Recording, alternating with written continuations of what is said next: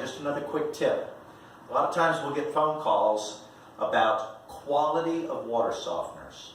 And a very wise man once told me, when he goes shopping, he gets a couple of bids. He throws out the very low, he throws out the very high, and usually finds somewhere in the middle is the best value for his money. And I agree with that.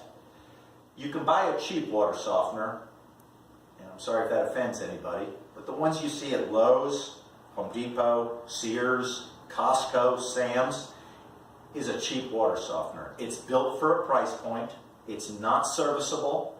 They hope you get a couple of years out of it, you throw it out and maybe do it again. Or you can go all the way on the other side of the spectrum. We have heard horror stories of some of our customers getting quotes for $7,000 to $16,000 for a water softener. That is just ridiculous in my estimation. Our equipment, I believe, is the best value. We're not the cheapest, we're not the most expensive, we're right there in that sweet spot in the middle, and I think you get your best value. Warranty, serviceability, quality components is all that we use, and I think we're at a very fair price.